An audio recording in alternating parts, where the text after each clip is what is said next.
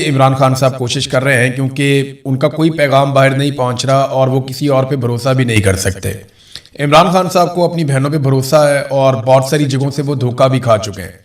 Bushra be be کی صورتحال بھی میں نے آپ کو بتائی تھی۔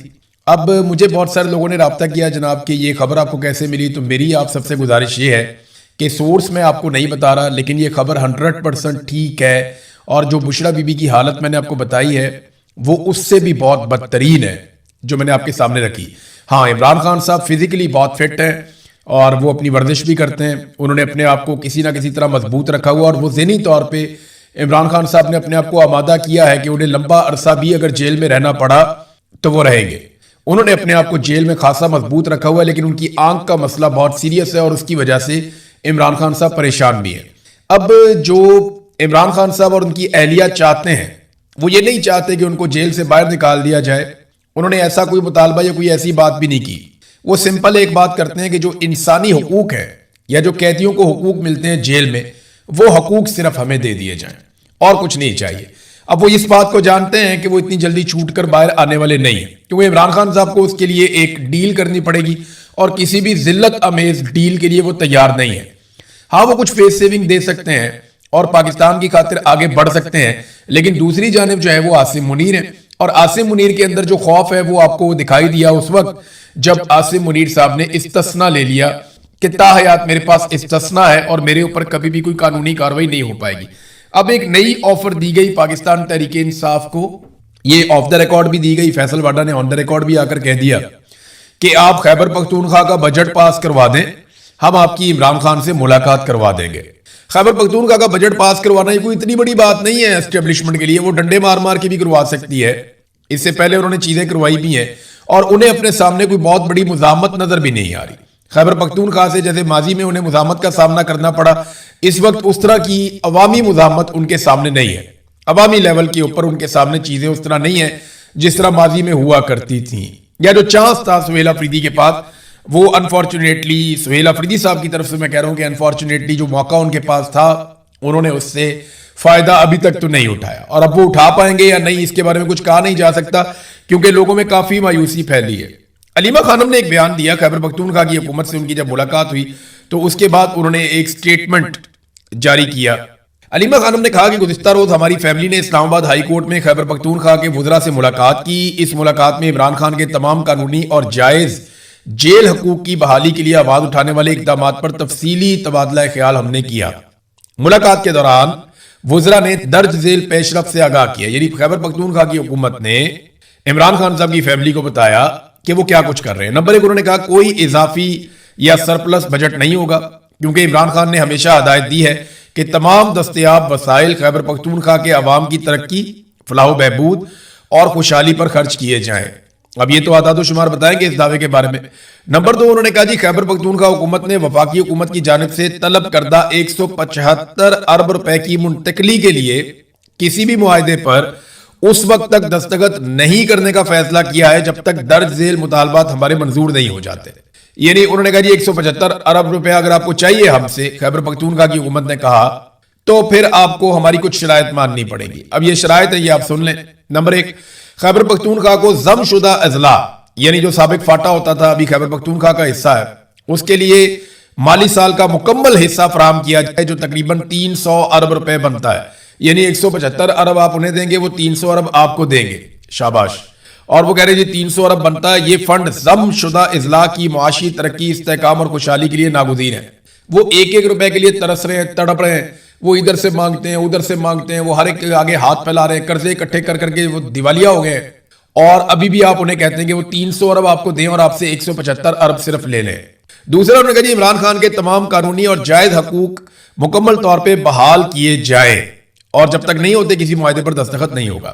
پھر عمران خان کو فوری طور پہ شفا انٹرنیشنل اسپتال میں منتقل کیا جائے، ماہر ڈاکٹروں کی نگرانی میں طبی معائنہ ہو اور ان کا تشخیص ہو، پھر ان کا علاج ہو۔ پھر عمران خان کی گزشتہ 8 ماہ سے جاری غیر قانونی تنہائی اور عملی طور پہ جو ان کو ایک قید تنہائی میں ڈالا ہوا ہے، اس کا فوری طور پہ خاتمہ کیا جائے۔ 6 اہل خانہ، 6 وکلا اور 6 دوستوں کے ساتھ ہر ہفتے ان کی ملاقات کروائی جائے۔ ان کے بیٹوں کے ساتھ ہفتہ وار ٹیلی فونک رابطے کا حق فوری طور پہ بحال کیا جائے۔ کتابوں، اخبارات اور دیگر مطالعے کے مواد تک ان کی رسائی کو یقینی بنایا جائے۔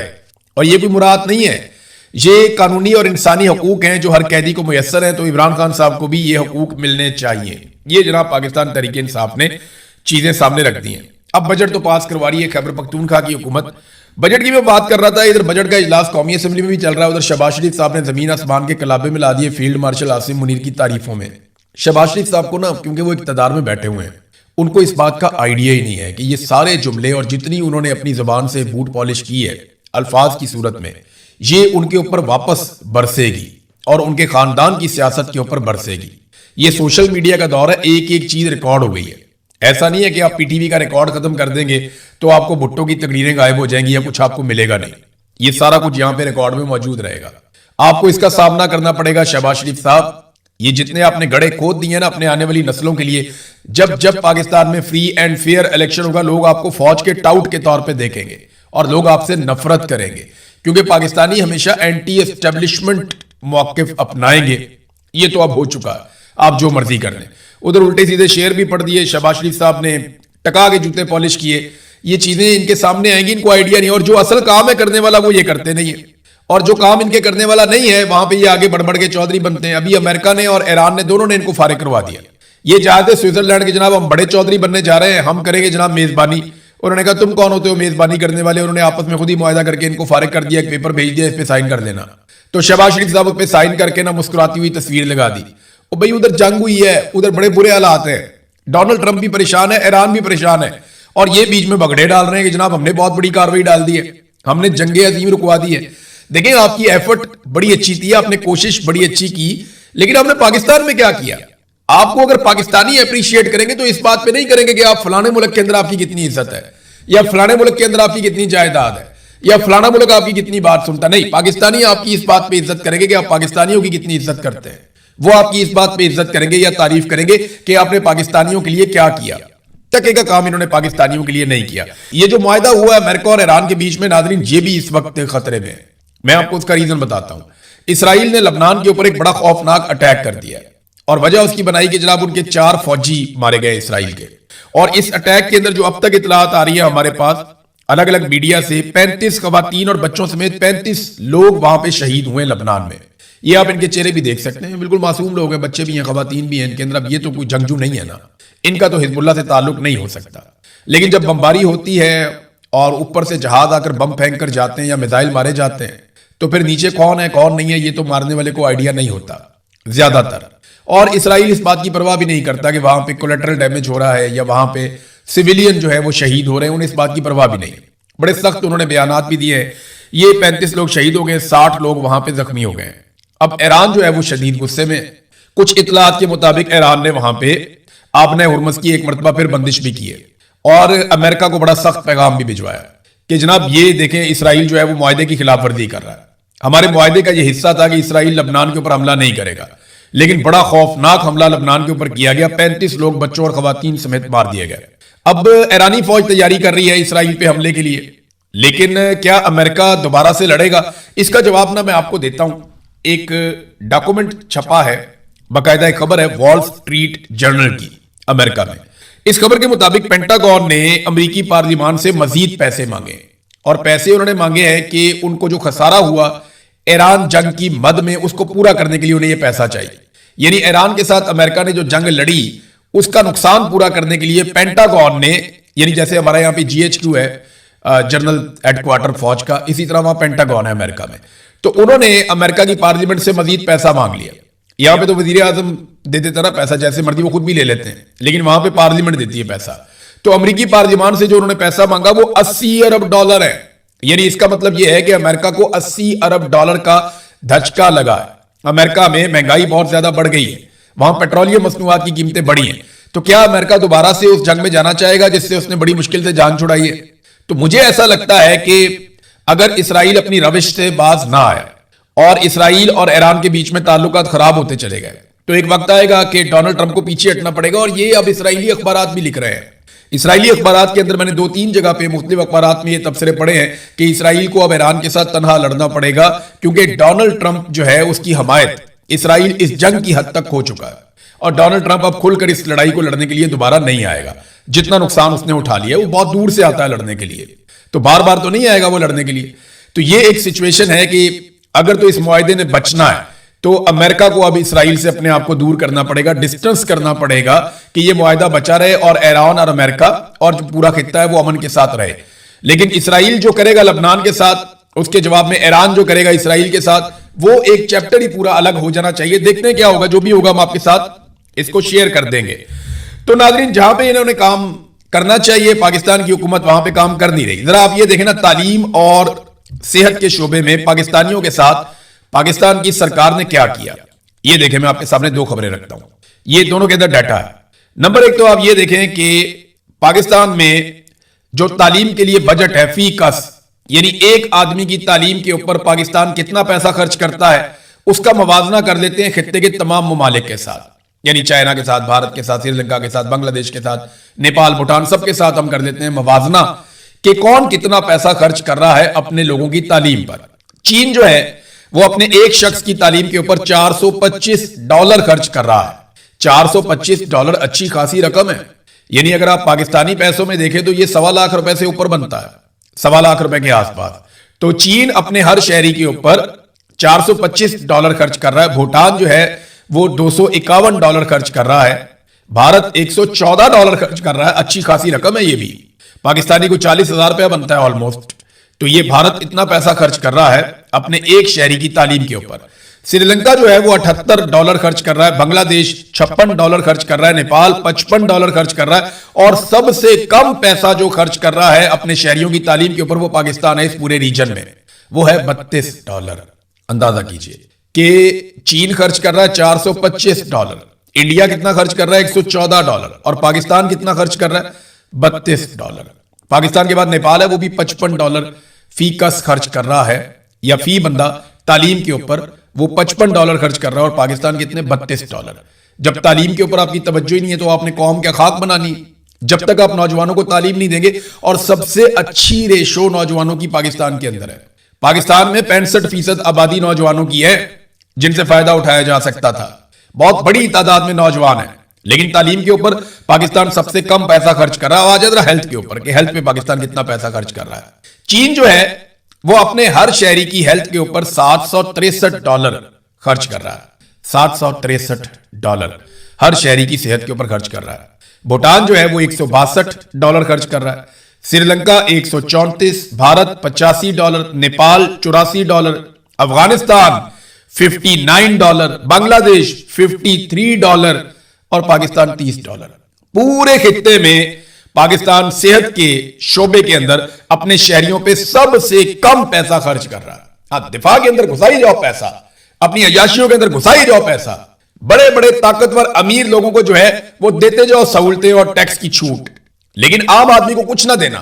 तालीम पे भी हम सबसे कम पैसा खर्च कर रहे हैं पूरे खित्ते के अंदर, और हेल्थ के ऊपर भी हम सबसे कम पैसा खर्च कर रहे हैं पूरे खित्ते के अंदर।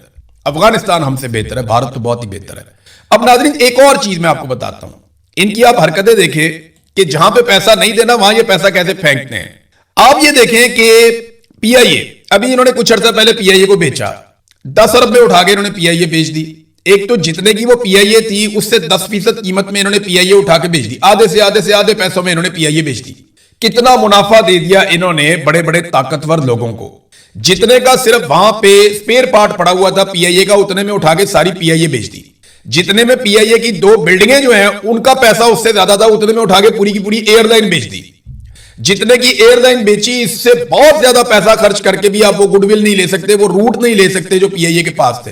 एक तो ओने पोने इन्होंने पीआईए बेच दी फौजी फाउंडेशन को, आरिफ हबीब ग्रुप को, फातिमा फर्टिलाइजर कंपनी को, और लेक सिटी को, एकेडी ग्रुप को, और सिटी स्कूल को। ये सारे के सारे मिलिट्री एस्टेब्लिशमेंट के चमचे खर्चे हैं। और एक तो बीच में उनका अपना इदारा भी है, फौजी फर्टिलाइजर कंपनी।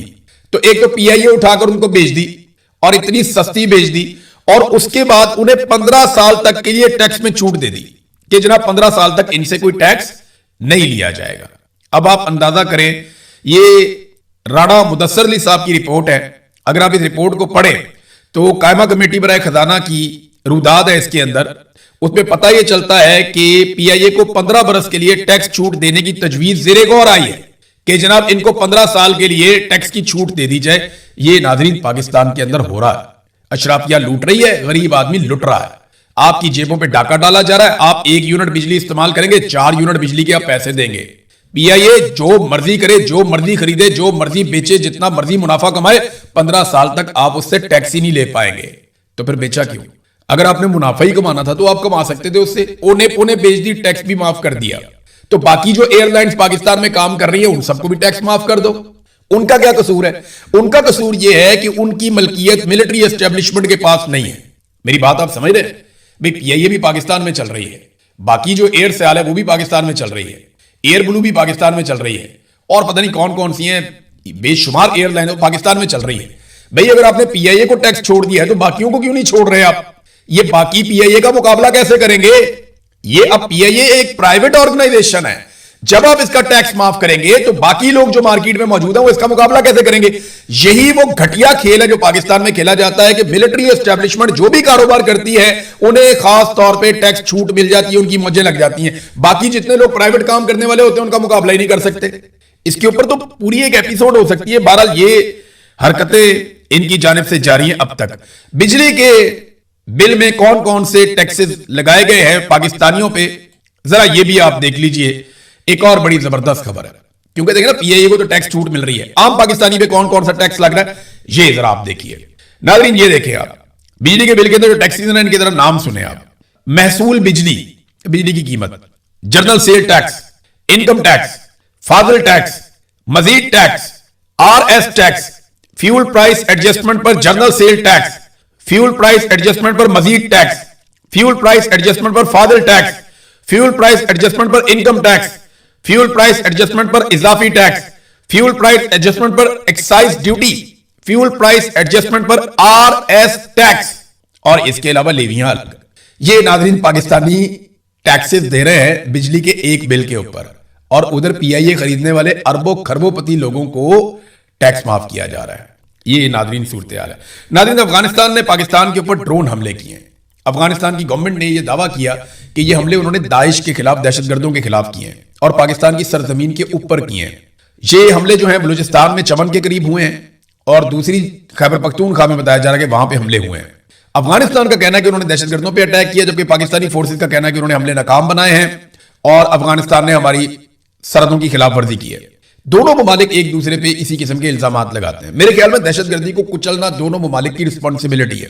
अपने अपने शहरियों को दहशतगर्दी से बचाना दोनों ममालिक की जिम्मेदारी है। तो इसके लिए दोनों को कोऑर्डिनेशन के साथ काम करना चाहिए, और वही फार्मूला जो इमरान खान ने कहा कि पाकिस्तान, अफगानिस्तान और मकामी कबाइल मिलकर एक एतमाद साजी पैदा करें और दहशतगर्दी को जड़ से उखाड़ कर फेंक दें। यह है असल तरीका। वरना पाकिस्तान अफगानिस्तान के अंदर अटैक करता रहेगा, अफगानिस्तान पाकिस्तान के अंदर अटैक करता रहेगा। और यह नई चीज है कि अब अफगानिस्तान के पास खुदकुश ड्रोन मौजूद हैं। ये उसी तरह जिस तरह ईरान के पास शायद ड्रोन है, अब आहिस्ता आहिस्ता वो इसकी कैपेसिटी को बढ़ाते जाएंगे। वो मुआहदे भी कर रहे हैं मुख्तलिफ मुल्कों के साथ। तो ये इतना आसान नहीं रहेगा। पाकिस्तान को और अफगानिस्तान को मिलकर बैठकर चीजों को तय कर लेना चाहिए। अवामी ज्वाइंट एक्शन कमेटी नाज़रीन कश्मीर में लगातार एहतजाज कर रही है। रोजाना की बुनियाद पर वहां क्रैकडाउन होता है, पाकिस्तान का मीडिया रिपोर्ट नहीं करता। लोग शहीद भी हो जाते हैं, लोग जख्मी भी हो जाते हैं, लेकिन उसके बाद ज्यादा बड़ी तादाद में निकलकर आकर बैठ जाते हैं। खवातीन तारीख में पहली मर्तबा कश्मीर में बाहर निकली और बाहर निकलकर उन्होंने भी मर्दों के शाना बशाना एहतजाज किया, ये साबित करने के लिए कि ये कोई शरपसंद नहीं है, बल्कि ये अवाम है कश्मीर की जो अपने हुकूक के लिए डट कर खड़ी है। पूरी दुनिया में शोर मच रहा है, खासतौर पर बरतानिया में बहुत बड़े बड़े एहतजाज हुए कश्मीरियों की जानिब से। अब नाज़रीन ज्वाइंट अवामी एक्शन कमेटी ने सरदार उमर नजीर कश्मीरी का एक स्टेटमेंट जो है वो यहां पे नकल किया सोशल मीडिया पे। पूरे आजाद कश्मीर में रजाकाराना शटर डाउन, पहिया जाम हड़ताल जारी है। एहतजाजी धरनों में लाखों की तादाद में अवाम मौजूद हैं। हुक्मरान इस तहरीक को कुचलने के लिए हर हरबा इस्तेमाल कर रहे हैं, लेकिन अब तारीख एक नए मोड़ पर खड़ी है। हर शख्स जो इस रियासत और अवाम की बेहतरी चाहता है, जो इस जुल्म, जबर, फस्तायत का खात्मा चाहता है, वो इन धरनों का हिस्सा बने। हमने पुरअमन रहकर हुक्मरानों की हर चाल को नाकाम बनाना है। ओवरसीज कश्मीरियों ने इस तहरीक में जानदार किरदार अदा किया और कर रहे हैं।